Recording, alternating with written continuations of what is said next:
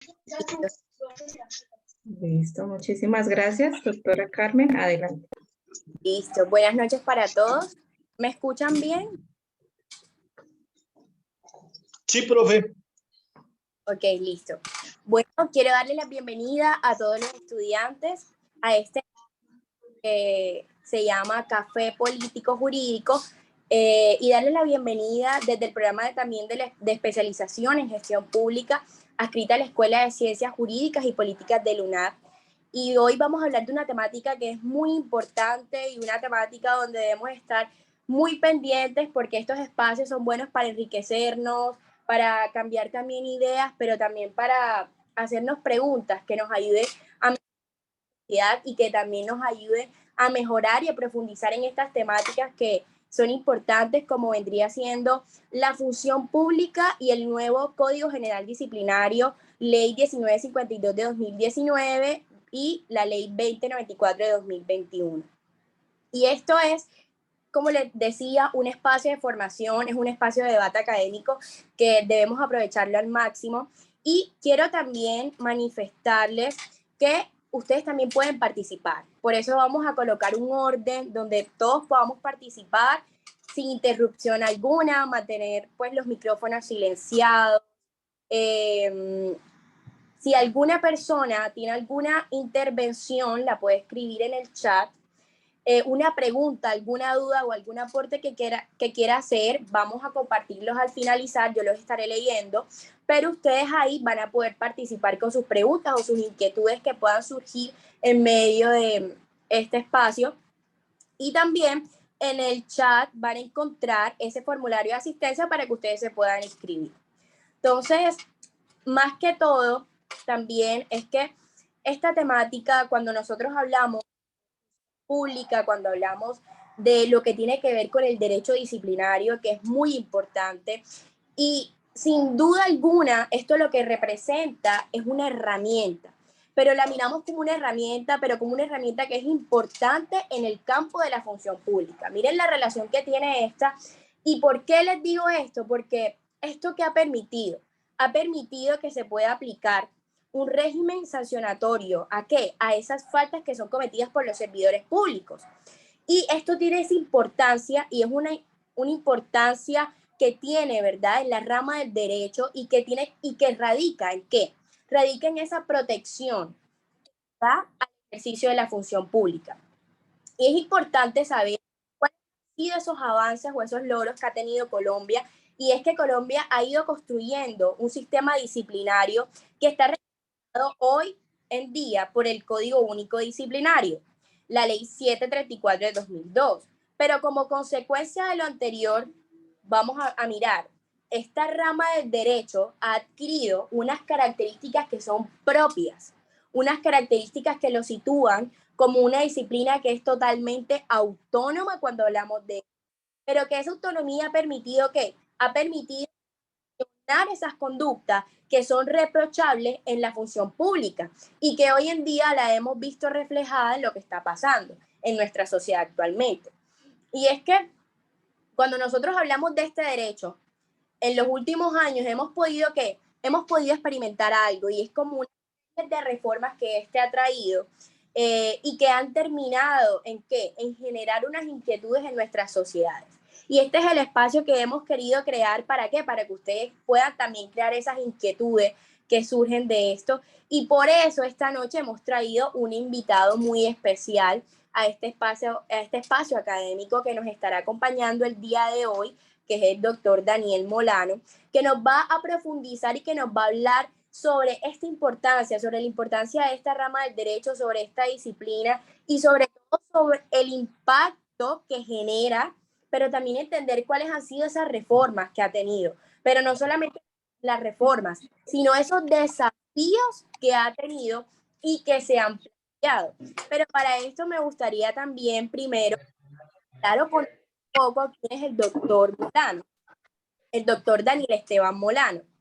Él es abogado y administrador público, especialista en Derecho Administrativo, especialista en Finanzas Públicas, especialista en Derecho Constitucional, magíster en Derecho y doctorado en Derecho. Entonces le damos la bienvenida al doctor Daniel para que nos siga profundizando y ya saben, recordarle a todos que pueden hacer sus preguntas en el chat del grupo y que al finalizar las estaremos compartiendo. Muchas gracias. Adelante, doctor Daniel. Bueno, muchas gracias, Carmen, por la presentación. Por supuesto, agradecerle el programa de especialización en gestión pública de la Escuela de Ciencias Jurídicas y Políticas de la UNAD, a la doctora, en cabeza de la doctora Daisy Patiño, por esta invitación que se me hizo y por supuesto por permitirme compartir con todos los estudiantes y el público en general un tema de relevancia, de importancia en el mundo del sector público, pero también para aquellos que son particulares y tienen algún tipo de injerencia en la administración pública. Creo yo que este tema guarda una íntima relación con el objeto de estudio de la gestión pública como especialización. Hemos escuchado hablar del concepto de función pública, el concepto de servidor público, el concepto de contratación estatal, el concepto de cometidos estatales y una serie de terminología que van a derivar, por supuesto, en lo que sería la prestación del servicio público y los cometidos estatales.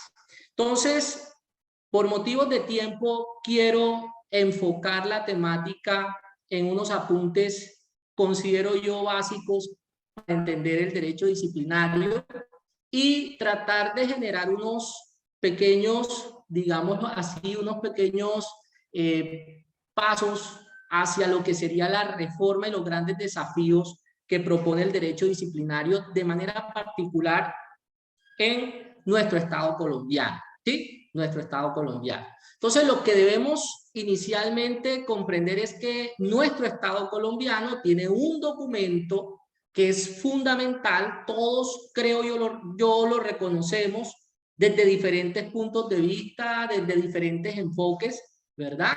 Se ha denominado la Carta Magna, se ha denominado la norma de normas, se le han dado muchas prerrogativas a ese documento y por supuesto me refiero a la Constitución Política de 1991. En la Constitución Política del 91 nosotros vamos a encontrar los fundamentos constitucionales del derecho disciplinario. No puede existir en el Estado colombiano una norma que vaya en contravía, que vaya manifiestamente opuesta a las disposiciones constitucionales, porque de alguna manera, dentro de nuestro ordenamiento jurídico, la Constitución Política es la máxima norma que nosotros podemos tener, ¿verdad? Desde ese punto de vista, existen unos artículos muy puntuales a los que me quiero referir. En principio, el artículo primero que establece que Colombia es un Estado social y democrático de derecho. El artículo segundo que consagra el principio de los cometidos estatales, es decir, la razón de ser del Estado. ¿Para qué sirve? ¿Para qué existe el Estado? El Estado, por supuesto, existe por lo que dice en el artículo segundo del texto constitucional, es decir, servir a la comunidad, promover la prosperidad general, garantizar la efectividad de los principios, derechos y deberes contenidos en la Constitución y la ley. Una serie de circunstancias, de situaciones que definen el papel del Estado. El papel del Estado que por supuesto va a ser materializado a través de seres humanos, a través de seres humanos. Recordemos que cuando nosotros hablamos de la materialización de la actividad estatal, esta deriva por supuesto del factor o del criterio subjetivo, es decir, del elemento humano. No se puede hablar de servidor público, no se puede hablar de servicio público si no se habla de un ser humano, de un ser humano. Y eso es lo que debemos tener en principio bien claro. El concepto de ser humano como servidor público. El corazón, el destinatario del derecho disciplinario, por supuesto, va a ser el servidor público. Y el servidor público no puede ser una máquina, no puede ser un robot, no puede ser una fabricación de inteligencia artificial, necesariamente debe ser un ser humano. Es, por decirlo de alguna manera, la base de lo que vamos a conversar en esta noche. Entonces, ese artículo segundo nos dice que el Estado tiene unas funciones, esas funciones, que sería por supuesto el servicio público, va a ser materializada a través de la acción humana, de los seres humanos. Entonces, el artículo 6º constitucional establece el principio de la responsabilidad jurídica dentro del Estado colombiano. Y vuelve el texto constitucional a señalarnos que por una parte están los particulares y por otra parte están los servidores públicos. Y el artículo 6º, cuando ustedes tengan la posibilidad quizás de leer un poquito allí en la Constitución, van a tratar de entender que los particulares solo son responsables por infringir la Constitución y la ley, mientras que los servidores públicos lo van a hacer por la misma causa, pero también por omisión o extralimitación en el ejercicio de sus funciones. Lo cual supone que en el Estado colombiano no todos tenemos las mismas funciones y las mismas responsabilidades frente al Estado. Hay quienes son particulares y hay quienes son servidores públicos. El texto constitucional en su artículo 6 nos lo deja bien claro. Eso es lo primero que habría que tener en cuenta. Y luego vamos a encontrar una serie de artículos muy interesantes dentro del texto constitucional, como por ejemplo el artículo 90, que nos va a referir el principio de responsabilidad jurídica que tiene el Estado como consecuencia de la omisión de la acción o extralimitación de un servidor público, ¿sí? Entonces, cuando un servidor público con su actuar le genere un perjuicio, un daño antijurídico a cualquier persona, a un particular, el Estado tendrá que responder. Afortunadamente, dentro del sistema jurídico colombiano, nosotros encontramos una herramienta bastante interesante que es la famosa acción de repetición o medio de control de repetición, que por supuesto le va a permitir al Estado, de alguna manera, generar un proceso en contra de ese servidor público que por su omitir, por su actuar, le generó un daño antijurídico a un particular. En otras palabras, a cualquier ciudadano. Vamos a decirlo de esa manera. Eso está en el artículo 90. Entonces, fíjense que está el artículo primero, el artículo segundo, el artículo 6º, el artículo 90 constitucional, el artículo 91 constitucional, que también nos va a nosotros referir una serie de circunstancias muy particulares, por ejemplo, que en algún momento cualquier ciudadano que tenga conocimiento que un servidor público está obrando de manera irregular, un servidor público se le ha iniciado un proceso disciplinario, existe ya una sanción como tal y no se ha ejecutado esa sanción, el ciudadano, cualquier persona, puede acudir ante la autoridad correspondiente y motivar que se pueda materializar, hacer efectiva esa sanción. Fíjense que la misma Constitución Política del 91 genera una serie de herramientas e instrumentos que le permiten a cualquier persona y por supuesto a las autoridades que tienen la titularidad del ejercicio de esta acción, el poder motivarla, ¿sí? El poder generar una determinada, vamos a decirlo así, incidencia en el control sobre la gestión pública. Esto es absolutamente importante. Y luego van a encontrar, y se los voy a dejar a ustedes allí como que en el tintero, y les voy a dejar la inquietud también para que en espacios que tengan disponibles puedan leer desde el artículo 123 constitucional hasta el 131, y esos artículos de manera muy particular y categórica nos van a indicar todo lo que tiene que ver con el régimen del servidor público, lo que se conoce como función pública, ¿verdad? Acá en el programa de especialización nosotros hemos pero bastante conversado sobre el tema de función pública y gestión pública, ¿sí? Y esto nos hace a nosotros pensar en un sinnúmero de circunstancias y situaciones que no solo lo encontramos en el marco de lo jurídico, sino en el marco de lo filosófico, de lo político y en el marco de la teoría, digámoslo así, del Estado, ¿sí? Esto significa, de alguna manera, que vamos a encontrar una serie de insumos teóricos que nos van a hacer pensar, pues, que esto no es una novedad, esto es algo que ha existido desde hace, pues, muchísimo tiempo, desde hace muchísimo tiempo atrás, ¿sí? Entonces, en todas esas, digamos, disposiciones constitucionales, particularmente del 123 y subsiguientes, ustedes van a encontrar todo lo que tiene que ver con función pública. ¿Y qué función pública? ¿Qué sería función pública? Porque indudablemente la razón de existir, el derecho disciplinario es la función pública. Si no hay función pública, si no hay seres humanos que materialicen la actividad estatal, no existe derecho disciplinario. Esa es principalmente la esencia de este, digamos, conversatorio que vamos a hacer aquí.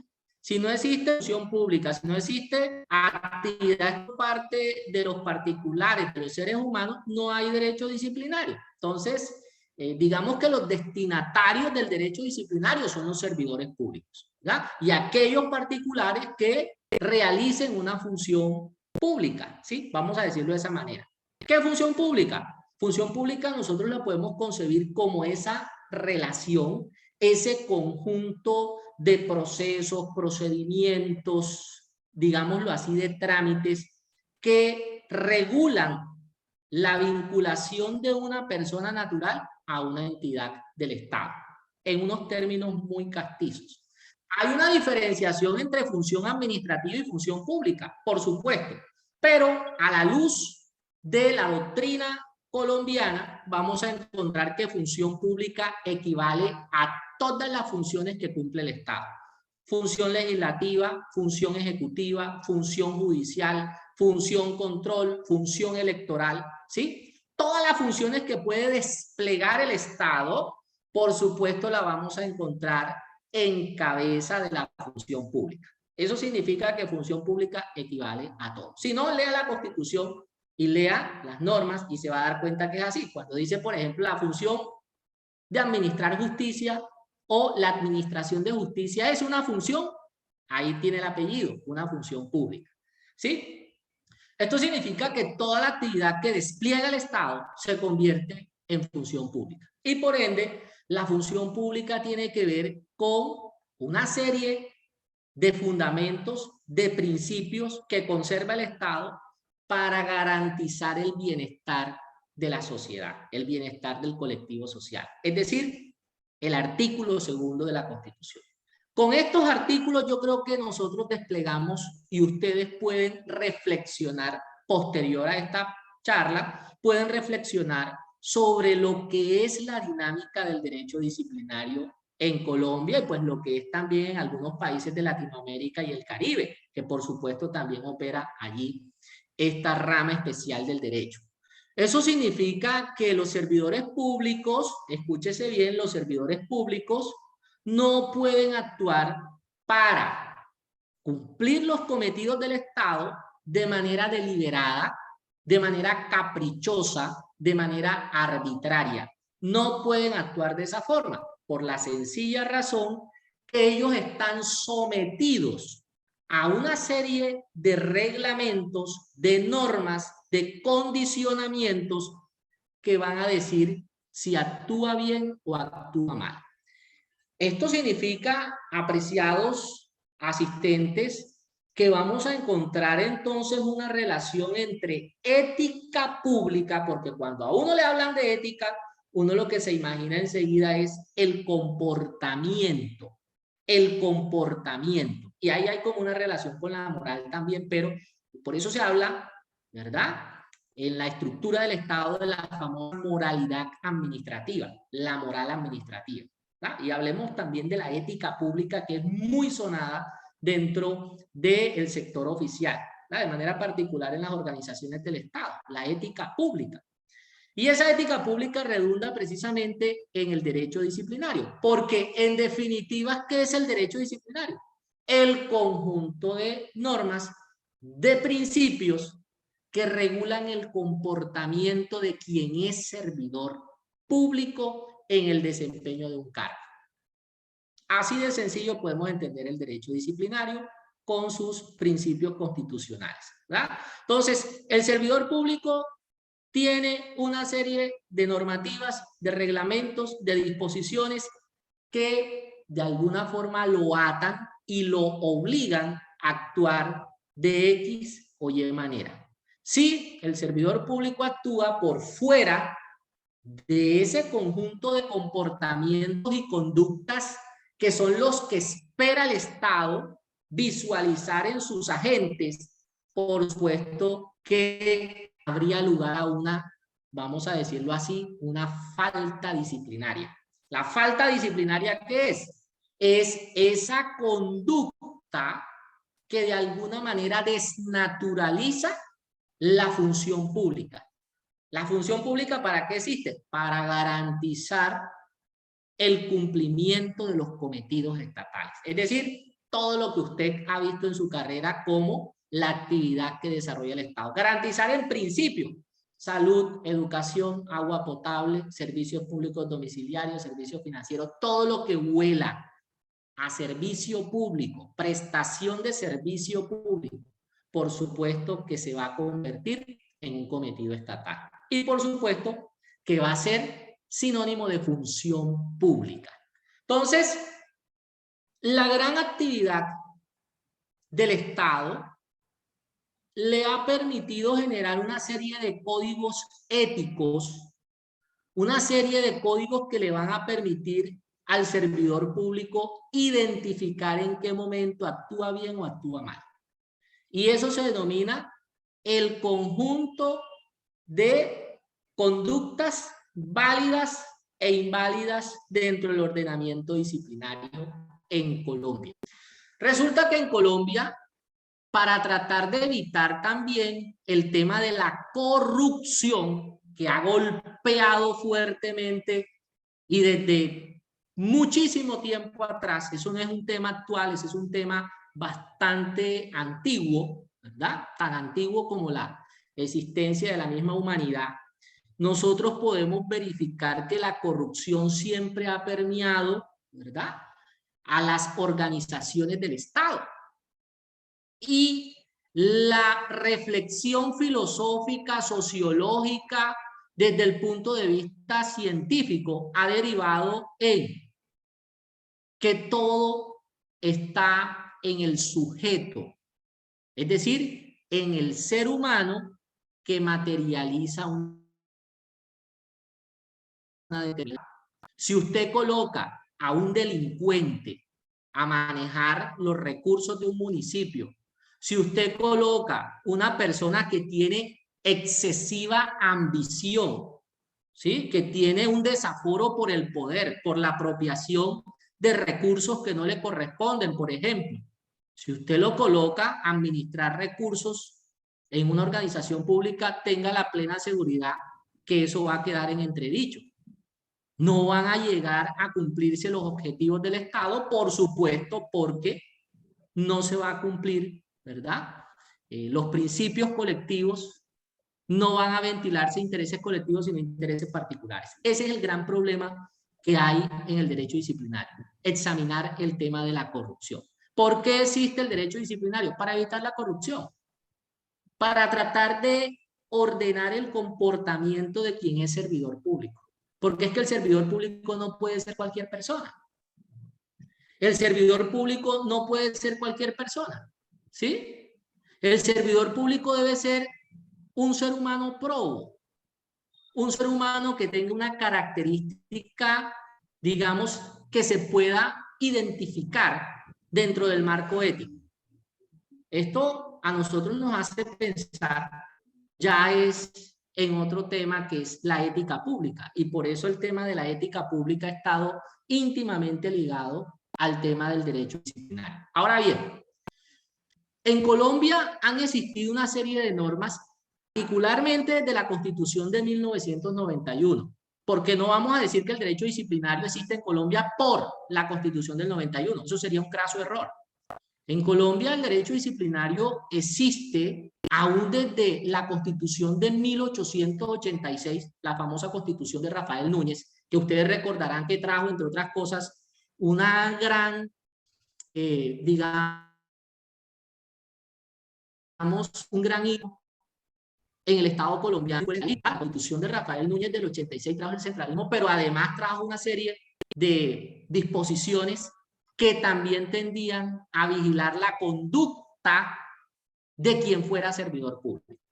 Entonces, allí encontramos unos vestigios del derecho disciplinario normativamente hablando en el Estado colombiano. Luego la Constitución del 91 los despliega de una manera muy particular. Y a raíz de eso, en Colombia va a existir una norma a la que me quiero referir de manera muy particular, la Ley 190 de 1995, que en su momento fue conocido como el Estatuto Anticorrupción. El Estatuto Anticorrupción. Y fue un intento del Estado colombiano para tratar de toda esa serie de organizaciones que evidenciaban corrupción a flor de piel. El Estado colombiano anteriormente no tenía todos esos sistemas y todas esas estrategias que hoy conocemos, el SECOP, CIObserva, las rendiciones de cuenta, los modelos de nueva gestión pública, los modelos de gobierno abierto aplicado a las entidades territoriales. Eso no era tan evidente en el Estado colombiano. Eso hace, digamos, unos años hacia acá, unos 10, 15 años hacia acá es que se ha venido profundizando en ese tema y se ha venido desarrollando unos pasos pues bien orientados hacia lo que se persigue con ese modelo.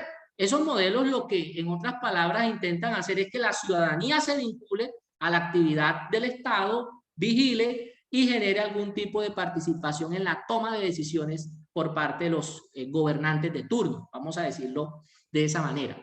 Esto pues fue un inicio bastante interesante, la ley 190, luego pasamos a una norma que sería el primer, vamos a decirlo así, ordenamiento disciplinario.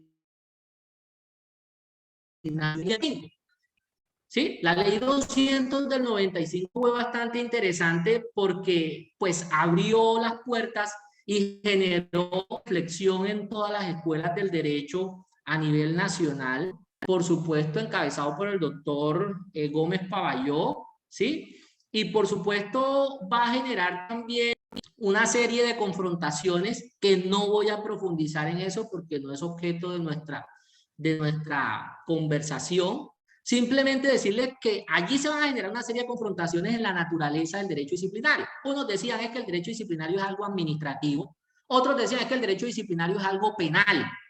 Y no podemos, ¿verdad? Hoy en día, pues, generar reflexiones de esa naturaleza porque ya está más que comprobado, por lo menos los que en algún momento hemos leído un poquito del tema del derecho disciplinario y los doctrinantes en la materia, por supuesto, también han dejado claridad meridiana que el derecho disciplinario es una disciplina pertenece al derecho público y es una manifestación del derecho sancionador, de la potestad sancionatoria que tiene el Estado colombiano, ¿verdad? Es una, vamos a decirlo así, un derecho administrativo, pero con facultades sancionatorias.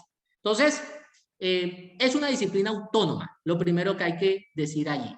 Y a partir de la ley 200 comenzamos a generar esas reflexiones en el Estado colombiano. Luego se va a expedir en el año 2002 una norma fundamental en derecho disciplinario que por supuesto es el famoso Código Único Disciplinario, la ley 734 del 2002. Entonces pasamos de la ley 200 del 95 a la ley 734 del 2002. Esa ley 734 del 2002 ya tenía taxativamente reglado cuáles eran las conductas que se podían caracterizar como nocivas para la función pública. Pero además va a reglamentar también todo lo que tiene que ver con un procedimiento, un proceso muy típico, muy particular en materia disciplinaria, donde va a existir una etapa de indagación previa, va a existir una etapa de investigación disciplinaria, va a existir una etapa de calificación de la investigación y evaluación de la investigación y finalmente una etapa de juzgamiento. Yo le digo a las personas con las que converso, no se enrede tanto con el derecho disciplinario, porque en resumen eso tiene 3 etapas en su proceso, ¿verdad? Que es la etapa de las averiguaciones, que es la indagación previa, la investigación disciplinaria y la etapa de juzgamiento. Eso no tiene más que decir. Aquí no quiero profundizar de eso, simplemente decirle que la 734 trajo ese sistema, digamos, de iniciar la acción disciplinaria en unas etapas bien definidas, con unas características muy particulares, y por supuesto va a traer las faltas disciplinarias categorizadas, unas faltas graves, unas faltas gravísimas y unas faltas leves, ¿sí? Entonces va a tener todo como que bien organizado desde el punto de vista de la dosificación, de, digamos, la claridad de qué tipo de sanciones se pudieran aplicar a quienes incurrieran en faltas disciplinarias, por ejemplo. Pero hay un gran problema y resulta bastante interesante porque, entre otras cosas, lo que yo quiero en esta noche que a ustedes les quede como que en la reflexión, ¿verdad? ¿Qué hemos tenido de derecho disciplinario? ¿Qué ha pasado con el derecho disciplinario? ¿Y qué desafíos plantea el derecho disciplinario de hoy, del día de hoy a futuro? Porque es que pareciera que no tuviéramos derecho disciplinario. Y ya le voy a comentar por qué. Por una serie de irregularidades que se han venido presentando, y ya estamos históricamente en la ley 734 del 2002, ¿verdad? Fíjese usted el recorrido que les vine haciendo desde la ley 190 del 95, la ley 200 del 95, la ley 734 del 2002, que es, vamos a decirlo así, lo que todavía suena mucho en materia de derecho disciplinario, como el Código Disciplinario Único. Y en vigencia de esa norma va a ocurrir un fenómeno bastante interesante. Ya todas las faltas quedaron categorizadas, existen una serie de principios que caracterizan el derecho disciplinario, ¿verdad?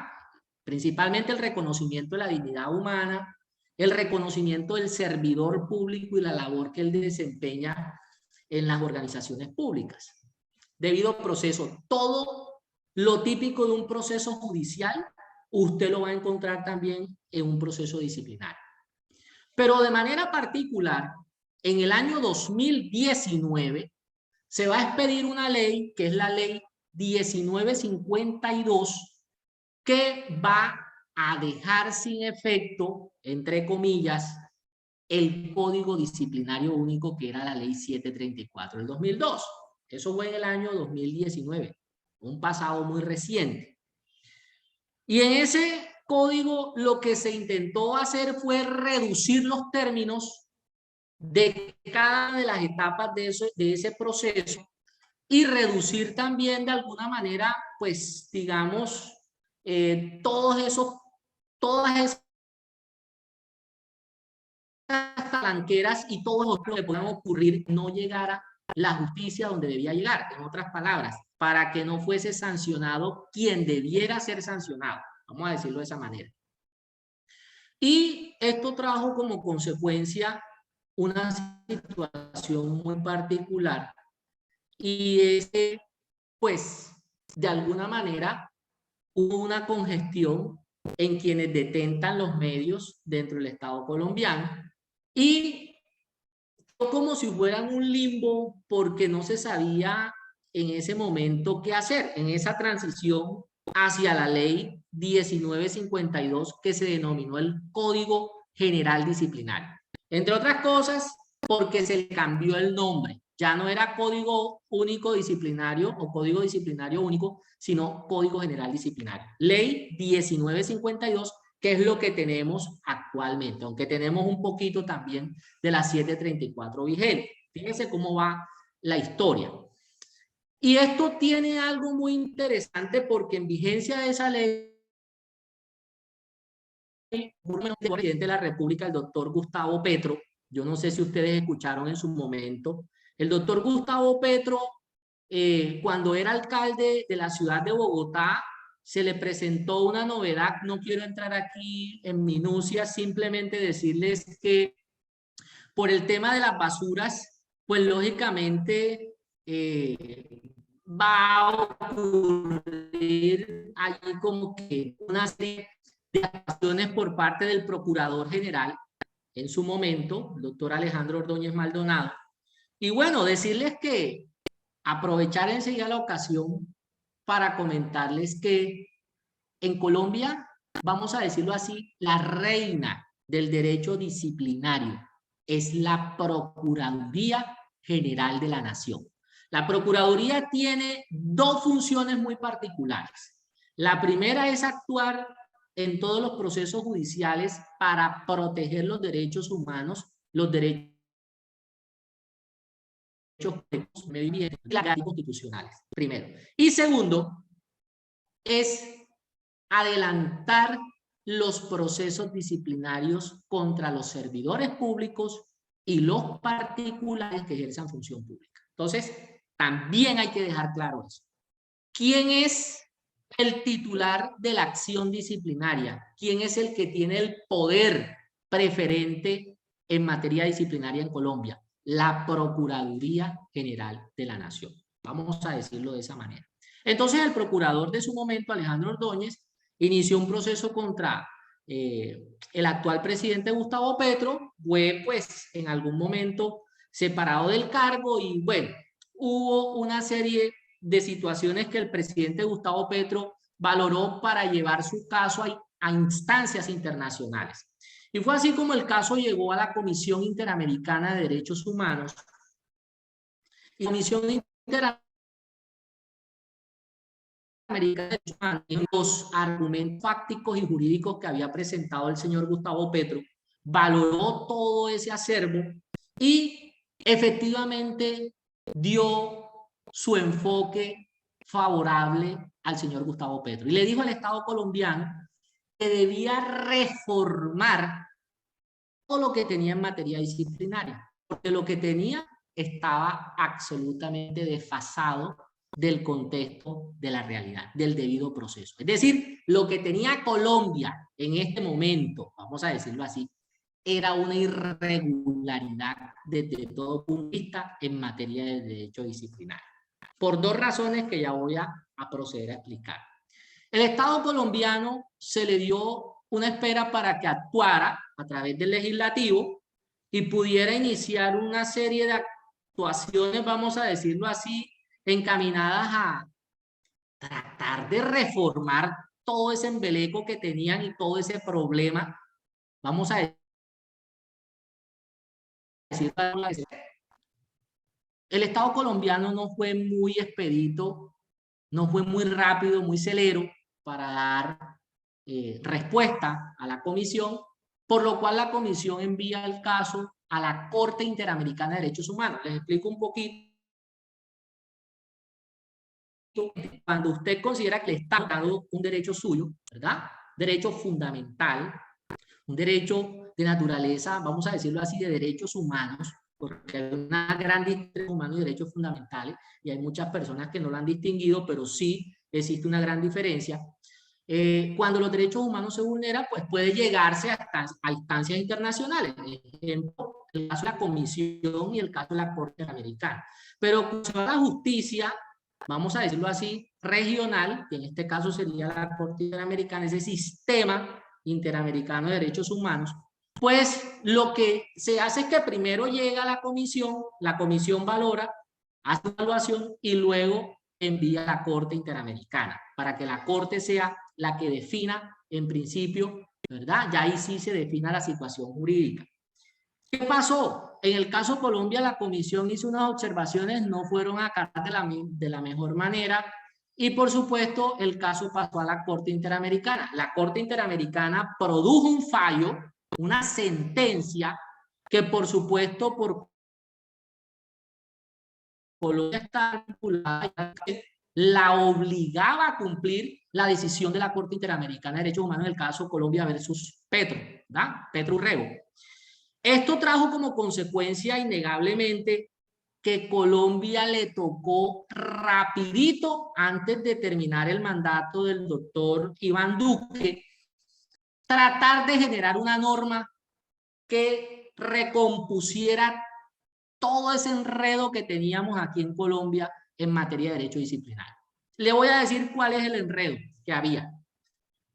Son dos claramente definidos para no entrar en tantos detalles y porque el tiempo se nos acaba, pero simplemente para hacerles reflexionar a ustedes que hoy en Colombia tenemos grandes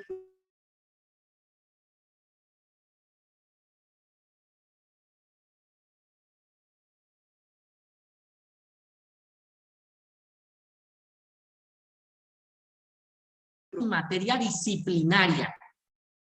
Antes de la expedición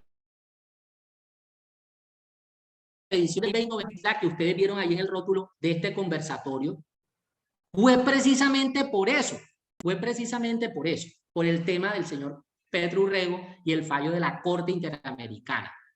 Esa ley se expidió fue por el fallo de la Corte Interamericana de Derechos Humanos en el caso Colombia versus Petro Urrego. Precisamente porque, primero, se violaban las garantías constitucionales y las garantías establecidas por la Declaración Americana de Derechos Humanos. ¿Sí? ¿Por qué? Porque teníamos un proceso inquisitivo. ¿En qué consiste un proceso inquisitivo? Daniel, ¿en qué consiste? Muy sencillo. El proceso inquisitivo es cuando existe una autoridad que ella misma investiga, ella misma acusa y ella misma juzga. Y eso es lo que teníamos aquí por muchísimos años, tuvimos como derecho disciplinario en Colombia. ¿Cómo es posible que la misma Procuraduría era la que investigaba, era la que acusaba y era la que juzgaba?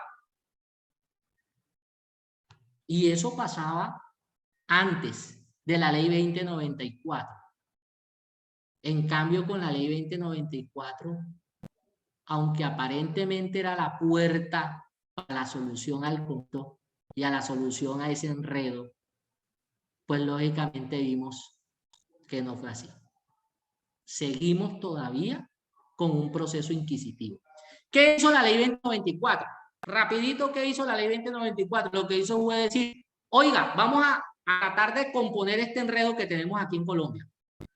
Como la Procuraduría no puede, de acuerdo a lo que dijo la Corte, que eso era algo pues natural, es algo muy lógico, violación al debido proceso. La Procuraduría no puede investigar y a la vez puede juzgar. Entonces vamos a crearle dos instancias. Una instancia que investigue y una instancia que juzgue. Oiga, pero eso es como si fuera yo con yo de igual manera. Porque aunque, si bien es cierto, la ley 2094 crea unas salas especiales, unas para investigar y otras para juzgar, no es menos cierto que todo sigue estando en cabeza de la misma Procuradora General de la Nación, de la misma Procuraduría. Distinto es a lo que ocurre, por ejemplo, en el caso de la rama judicial. En la rama judicial, por poner un ejemplo solamente, la Fiscalía investiga y acusa y un juez es el que va a juzgar. Fíjese usted que hay dos autoridades y dos componentes separados. En el proceso disciplinario en Colombia siempre hubo una sola autoridad que hacía todo, violación al debido proceso. Segundo, que no podía privar derechos políticos a un ciudadano que tiene funciones jurisdiccionales. Efectivamente, la Procuraduría no cumple funciones jurisdiccionales y ustedes que estudian, ¿verdad? En el programa de especialización, ahí hay una asignatura que se llama Estructura del Estado y se han dado cuenta que existen unos órganos y unas ramas que tienen unas competencias bien definidas, ¿sí? ¿Cómo así que la Procuraduría estaba, en el caso Pedro Urrego, le privó de unos derechos políticos al señor Gustavo Petro Urrego? Oiga, esa es una situación bastante particular. La Corte Interamericana dijo a Colombia, vea señores Colombia, ustedes están violando garantías, ustedes están violando los derechos políticos, los derechos humanos de un ciudadano. Eso significa que a partir del momento La señora Procuraduría que llaman allá en Colombia no puede ejercer esa función. La única autoridad que puede privar de derechos políticos, de acuerdo a la declaración, a esa carta que ya les había hablado de carácter regional, es un juez que tenga funciones penales. Un juez que tenga funciones penales. La Procuraduría ni es juez ni cumple funciones penales. Entonces, la ley 2094, ¿qué hizo? La ley 2094 del año pasado, que reformó el proceso disciplinario, lo que dijo fue, de ahora en adelante, ya no solo vamos a crear dos salas, una que juzgue y otra que investigue, porque de igual manera sigue siendo la misma Procuraduría. Pero bueno, vamos a decir que eso lo dejaron así. Y por otro lado, está el tema que le dieron a la Procuraduría General de la Nación funciones jurisdiccionales. Esa es la joya de la corona. Eso fue lo que hicieron, ¿verdad? En el Congreso de la República, antes de irse el doctor. Le dieron funciones jurisdiccionales, es decir, le dieron funciones de juez al Procurador General de la Nación. Cuando se había visto que un organismo de control tenía también funciones jurisdiccionales. Distinto a lo que pasa en la rama judicial, que sí tienen una comisión que, aunque es una Comisión Nacional de Disciplina Judicial, que es la que investiga y juzga a los jueces, a los magistrados, a los abogados, etcétera, porque ellos sí son jueces, no son penales. Eso es una falla que habría que revisar y es un tema de investigación también, pero de todas maneras tienen funciones jurisdiccionales, se acercan un poco más, pero la Procuraduría ni es juez ni tiene funciones jurisdiccionales. La ley 2094, señores, con lo que le acabo de decir, nos deja dos grandes reflexiones. Primero, el principio inquisitivo sigue operando en materia disciplinaria. Segundo, la Procuraduría es conveniente que tenga funciones jurisdiccionales, serían preguntas de investigación. ¿Verdad? Son unos temas que nos dejan a nosotros expectantes, porque pareciera que fuera un paliativo allí, tratar rapidito construir una solución a un problema grandísimo. Lo que creyeron ser genios para construir una solución mediática y una solución muy pronta, pues lo que hicieron fue acrecentar un problema a largo plazo, porque el problema que va a derivar en unos 5 años va a ser pero terrible. Eso significa que los desafíos que tiene el derecho disciplinario son pero extremadamente grandes. Y mis señores, ni qué hablarles del procedimiento administrativo de responsabilidad fiscal. Ya no hablemos de derecho disciplinario, sino de responsabilidad fiscal. Peor, porque aquí el señor Petro Urrego fue escuchado ante la Corte y cambiaron por lo menos allí, ¿verdad? En la ley 2094 del 2021, hicieron esos grandes, digamos, esos grandes cambios y reformas. Pero en materia de responsabilidad fiscal sigue siendo la misma Contraloría la que investiga, la que audita. Todas las entidades del Estado, si aquí hay servidores públicos, se pueden dar fe de ello. Los funcionarios de la Contraloría van a las entidades públicas, auditan, recogen los hallazgos fiscales y luego en la misma Contraloría hay una dependencia que tramita los procesos de responsabilidad fiscal y de juicios fiscales y jurisdicción coactiva. Es decir, la misma Contraloría investiga, acusa y juzga. Violatorio al debido proceso, el derecho a la contradicción, el derecho a la defensa y, por supuesto, violatorio a los derechos humanos. En Colombia, el derecho disciplinario debe ser el modelo, debe ser la Biblia, el manual que tenga el servidor público antes de desempeñar el cargo. Y ese proceso, si se encuentra viciado, pues lógicamente van a existir muchas salas para la corrupción. Muchas salas para generar una dinámica, digamos, de dispersión, una dinámica que va a terminar convirtiendo, yo diría, a Colombia en un país ícono de la corrupción, ¿verdad? Creo yo que estas reflexiones que se generan aquí es para aterrizar unos puntos muy claves. Primero, es necesaria la ética en el desempeño de la función pública. Segundo, los servidores públicos deben necesariamente en su desempeño, en su ejercicio, valorar el derecho disciplinario como una pauta dentro de su función. Tercero, el derecho disciplinario amerita reformas urgentes en Colombia. El procedimiento está viciado y creo yo que es hora que se generen una serie de reflexiones teóricas, una serie de reflexiones desde los mismos entes públicos para mirar cuál sería la mejor manera de resolver el tema, ¿verdad? Digamos que existen unos operadores de la acción disciplinaria. Recordemos que la Procuraduría tiene el poder preferente en materia de derecho disciplinario, pero también lo tienen en los entes territoriales, los distritos y municipios. Los personeros cumplen como parte del Ministerio Público funciones también que tiene el procurador a nivel nacional, ¿sí? Y en las entidades públicas están las oficinas de control interno. Un problema terrible que aquí no nos va a alcanzar el tiempo de pronto para compartirlo. Pero cuando se expidió la ley 1952, no entró enseguida en vigencia.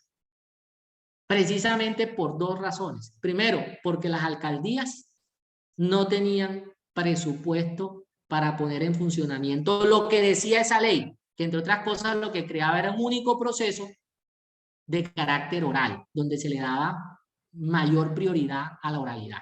Y segundo, porque no habían funcionarios capacitados. Entre otras cosas, el tema del derecho disciplinario y las funciones del jefe de control disciplinario de las entidades públicas quedó, digámoslo así, rotulado exclusivamente para los abogados con un nuevo estatus dentro de la estructura organizacional, dentro de las unidades funcionales, los cuadros funcionales de las entidades públicas. Y esos serán temas que también deberán reflexionar en la academia y debemos ocuparle en algún momento espacios para mirar cuál sería la mejor manera de decantar todos estos temas. Creo yo que no quiero pasarme de tiempo. Son los temas muy puntuales que quería conversar con ustedes, generarles a ustedes unas inquietudes de lo que tenemos en derecho disciplinario hoy en día y por supuesto de los caminos que se deben examinar como opciones para poder mejorar, ¿verdad?, la implementación de esta rama fundamental del derecho, vamos a decirlo así, en la administración pública. Tenga la connotación de servidor público, ¿sí? Bueno, no sé si existan algunas inquietudes, preguntas o los aportes que por supuesto quieran generar los estudiantes. No sé si Carmen está por ahí. Doctor, primero agradecerle por esta sesión. En realidad creo que aquí nos ha creado muchas preguntas y estoy en realidad necesita una reforma urgente en nuestro país. Pero bueno, aquí tenemos unas preguntas que voy a revisar aquí en el chat. Quiero recordarles que en el chat está la asistencia para que todos los estudiantes puedan inscribirse por la participación y vamos a mirar.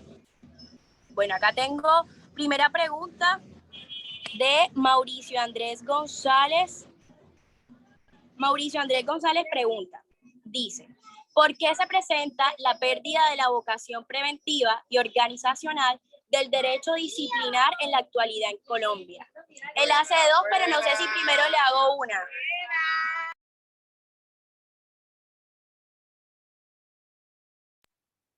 ¿Me escuchan? Sí, adelante. Mire lo que vamos a hacer. Por favor, formúlame de las preguntas que existen, 3 preguntas, ¿verdad? Para poder darle respuesta. Ya pues ahí tenemos una. Sí. Siguiente pregunta, por favor.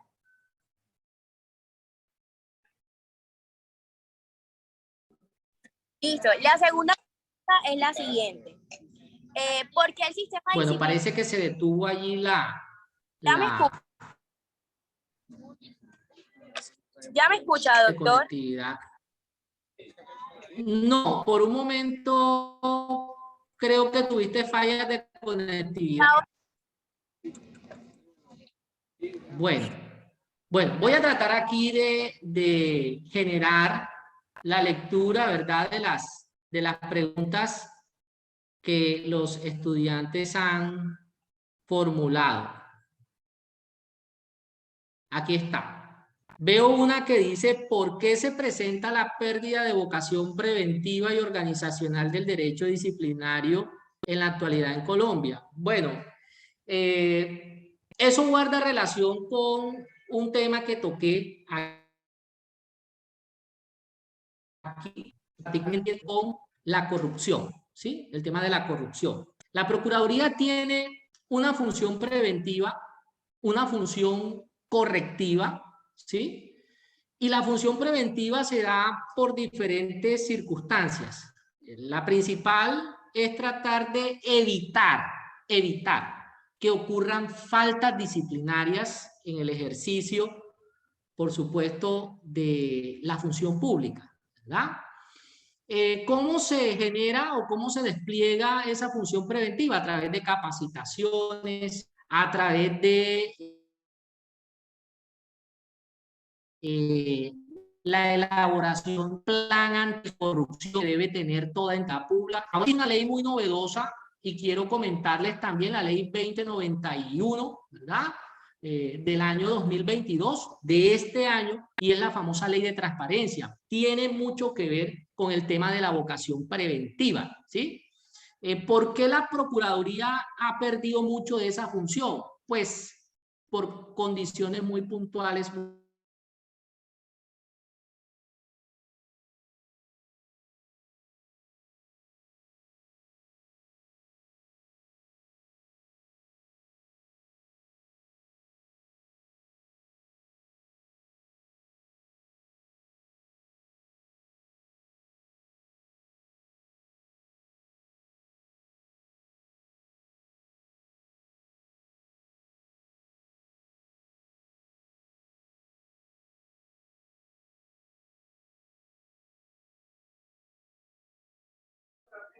Profesor Daniel se desconectó.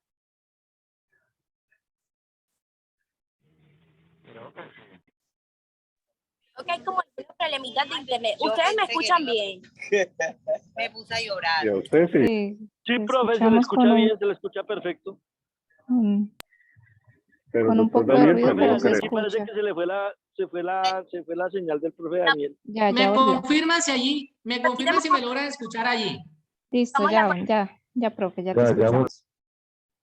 Ok, bueno, muchas gracias. Qué pena, hay como que hay una falla. Y eso que estoy aquí en la sede de la UNAC, acá trabajando con el internet de la sede. Creo yo que pues hay unas fallas aquí con la conectividad. De todas maneras, vamos a revisar. Les estaba comentando yo que existe una pérdida de esa función preventiva de la Procuraduría, precisamente por una parte, pues por intereses, en alguna medida intereses políticos, en otros organismos que obedecen también a funciones disciplinarias, es por falta de recursos económicos disponibles para poder atender esa necesidad dentro de los organismos de control, o las funciones disciplinarias, en el caso de las oficinas de control disciplinario interno de las entidades del Estado.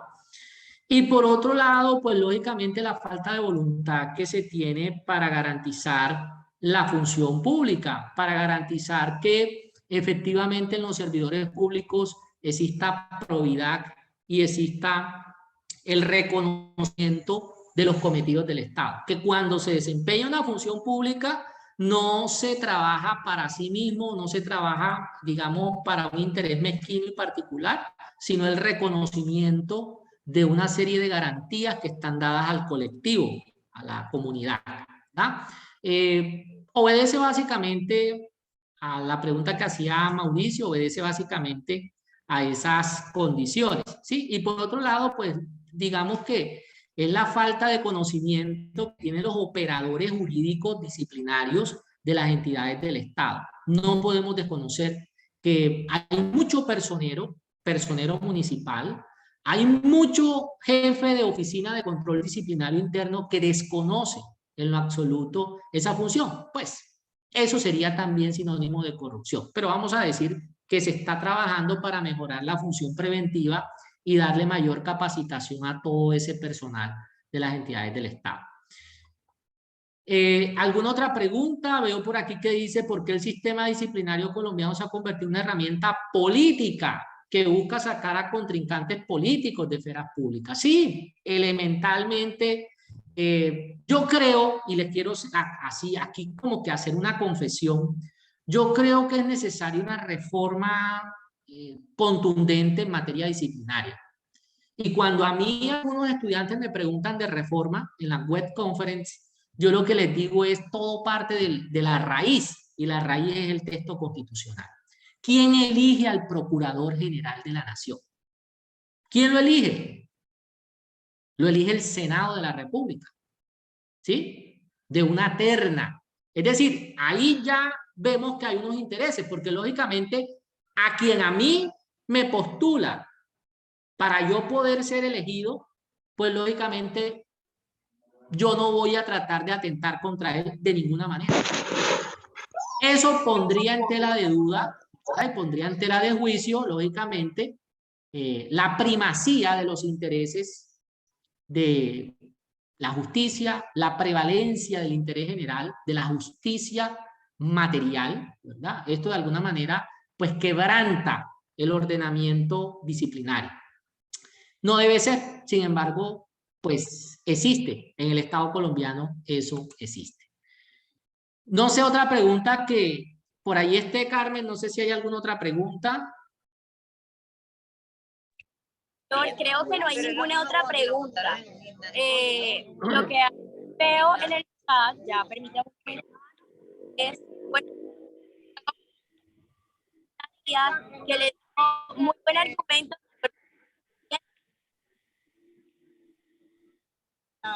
Listo. Bueno, bien. Bueno, muchísimas gracias a la señora Margarita por el comentario que hace. No sé, creo que hay una mano levantada por allí. No sé si es el señor Víctor Hugo. Sí, profe. Profe, Adelante. una preguntita. Digamos, a Gustavo Petro le funcionó su queja porque pues él era el alcalde y el poder político que él tiene pues es grande. Pero un ciudadano del común como Víctor Guayala no tiene, digamos, una posibilidad de una herramienta o algo para pedir, digamos, como que una queja tenga, digamos, como una especie de cuidado especial o algo, profe. O sea, es que no sé cómo decirlo, ¿sí? O sea, como que hubiera una vigilancia, porque es que, ¿a qué me refiero, profe? Que, digamos, para nadie es un secreto de que, digamos, entre ellos se tapan, ¿cierto? Digamos, yo denuncio al alcalde local y el alcalde vaya a hablar con los de la personería y allá no le van a hacer nada, o sea, o la procuraduría, ¿cierto? Entonces, no hay una manera de que la procuraduría, pero digamos, en la procuraduría no se puede presentar la queja, digamos, bajo una imagen de algo especial que haya como una vigilancia especial o algo, profe. Mire que la ley 2094 trajo precisamente algo muy particular. Y fue precisamente eso. Un personero, y mejor decir, ningún funcionario dentro de la estructura organizacional de las entidades del Estado tiene la competencia para poder iniciar proceso disciplinario contra los servidores públicos de elección popular, llámese consejo, concejales, alcaldes, ¿sí? Gobernadores, diputados, etcétera. No puede. Únicamente la ley 2094 fue enfática precisamente en ello. Y esa ley lo que hizo fue decirle a la Procuraduría, usted y solo usted puede atender los casos de este tipo de servidores de elección popular. Ahora bien, si existe lo que tú dices, eso se pudiera convertir en un conflicto de intereses, eso se pudiera convertir en corrupción, ¿verdad? En que si yo colaboré para que tú llegaras al organismo de control llamado Procuraduría, ¿cómo es posible que tú ahora vayas a iniciar un proceso disciplinario en mi contra? Ahora, usted, si quiere presentar una denuncia, ojo, y en derecho disciplinario no hablamos de denuncia, sino que hablamos de queja disciplinaria. Si usted quiere presentar una queja disciplinaria contra un servidor público de elección popular, debe hacerlo ante la Procuraduría. No puede hacerlo en ninguna otra instancia. Ahora bien, lo que dice el común es que esos servidores de elección popular tienen un poder económico que les permite generar determinadas, digamos, relaciones irregulares con quienes ejercen el control disciplinario.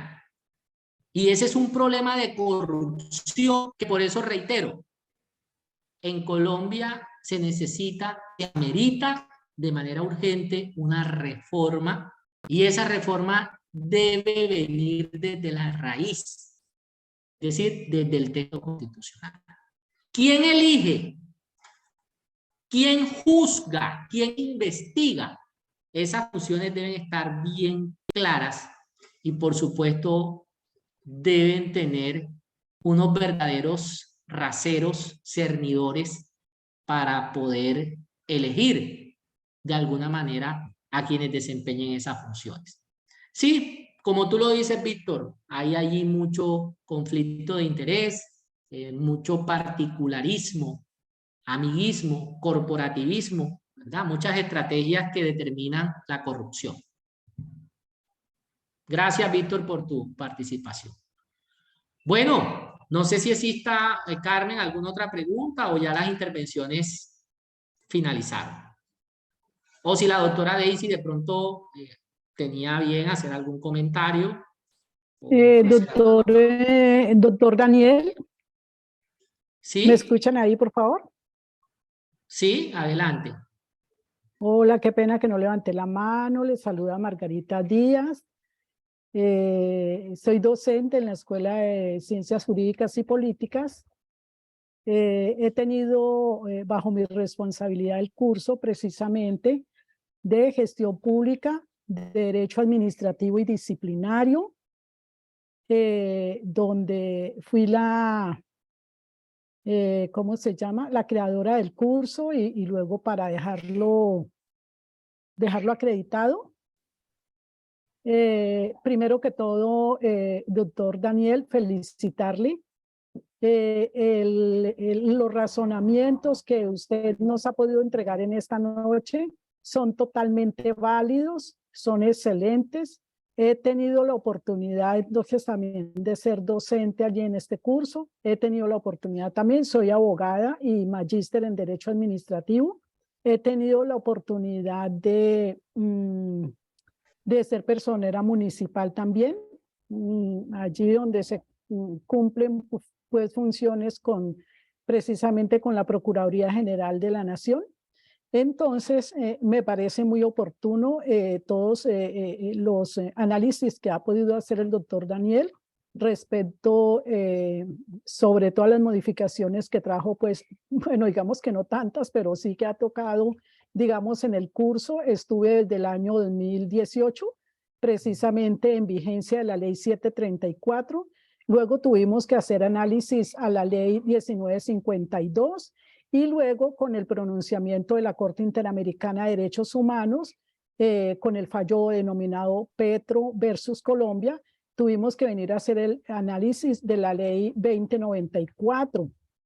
Es una realidad y qué pesar, de verdad que me da pesar que este tema tan importantísimo, cuando la doctora Daisy nos envió la invitación, me sentí pues muy afortunada, dije un tema muy importante y qué pesar que aquí no estuvieran no solo los estudiantes de la especialización en gestión pública, sino los estudiantes de ciencia política, los estudiantes incluso de la misma maestría, porque es que es un tema que tiene tanta relevancia y todos los vacíos que nos ha dejado precisamente la ley 2094, donde se creía que ya con el pronunciamiento de la Corte Interamericana, entonces ya se creó la otra instancia, pero es que mire cómo se crea la otra instancia, como precisamente nos está comentando el doctor Daniel.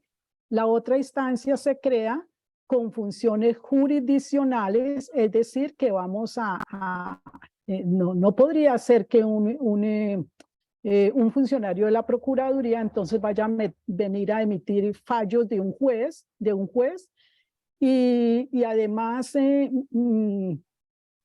especial la parte que el doctor nos comenta sobre el tema de la reforma que entonces a partir de esta misma ley 2094, la misma reforma que debe tener ahora la Constitución Política de Colombia, para que se hable especialmente, porque es que aquí, como lo comentaba allí en el chat, estamos violando totalmente el debido proceso. Y como nos comentaba, creo que un estudiante, entonces, porque se trató del fallo porque estuvo involucrado nuestro ahora presidente de la República, entonces la Corte Interamericana se pronunció. Es decir, hubo abogados que trabajaron ante la Corte Interamericana y dijeron, ojo, se está violando el debido proceso, artículo 29 constitucional. ¿Qué va a hacer Corte Interamericana y qué le va a ordenar a Colombia, especialmente a la Procuraduría General de la Nación? Pero ahora, ¿qué viene si es un ciudadano del común? Y como tú lo decías también, el proceso que se lleva ante la misma Contraloría General de la República, quiénes eligen a los contralores y quiénes eligen a los representantes o digamos al Procurador General de la Nación y a los mismos procuradores regionales y provinciales. Entonces, para concluir, me gustaría sí recomendar, como tú también lo estabas diciendo, sobre la importancia que viene para grandes temas de investigación de nuestros estudiantes en la escuela sobre estas modificaciones que ha traído la ley y los mismos vacíos para que así mismo se venga a demandar ante los organismos que correspondan para que se subsanen esos vacíos que ha dejado la ley 2094. Muchísimas gracias, doctor Daniel, y nuevamente felicitarle. Y gracias, doctora Daisy, por este espacio. Gracias, doctora Margarita, por su participación, por su aporte bastante oportuno y preciso en el caso. Sí, yo creo que son temas bastante interesantes, actuales, novedosos, que se pueden trabajar desde la reflexión, desde el análisis, en el componente de maestría, en el componente de especialización, más que todo para los estudiantes que van a egresar y van a presentar sus proyectos de investigación o sus monografías. Bueno. Listo. Doctor, yo creo que por el momento no hay más aportes, no hay más preguntas. Igualmente recordarle a todos los estudiantes que en el chat está el formato de asistencia para que puedan inscribirse. Igualmente, ya para finalizar, agradecerles por la invitación, pero aquí nos vamos con grandes reflexiones, no solamente, sino desde diferentes perspectivas. Creo que ahora el tema de la investigación me parece que es oportuno y más que todo que necesitamos que esto tenga una reforma al derecho disciplinario, pero también es interesante o lo podemos resumir en que en realidad los servidores públicos no pueden actuar de una manera deliberada, donde en realidad lo que debe primar son los intereses de la comunidad, y me parece que este es un tema que usted en poco tiempo nos pudo contextualizar y profundizar, pero que hay que seguir estudiando en esta temática que me parece interesante. Muchísimas gracias y damos por finalizado este espacio. No sé si la doctora Daisy quería hacer algún aporte, doctora Daisy. No, simplemente ya finalizando este espacio, agradecerle a la doctora Carmen, al doctor Daniel por la disposición en este espacio, y la doctora Margarita cerró con broche de oro con esos aportes que sin duda alguna pues es importante dentro del ejercicio académico, y pues nosotros que fomentamos ese ejercicio de investigación y ese ejercicio asertivo frente a las diferentes disciplinas, en este caso en el sector público, y las implicaciones que tiene en el tema disciplinario. Entonces, muchísimas gracias, la doctora Carmen, al doctor Daniel, agradecerle siempre a las directivas de nuestra universidad, de la Escuela de Ciencias Jurídicas y Políticas, nuestra decana Alba Luz Serrano, nuestra secretaria académica, la doctora Irina, la doctora Claudia como líder de la cadena formativa, los demás líderes del programa, y muchísimas gracias a todos por su asistencia. Ya vuelvo a compartir el formulario de asistencia que veo que algunos no alcanzaron a diligenciarlo. Entonces, muchísimas gracias a todos por su asistencia. A ustedes, profes, muy amables, profe Daniel, muchísimas gracias, muy amable por habernos despejado esa duda. Y a todos, muchas gracias y muy feliz Navidad para todos. Gracias. Gracias a todos.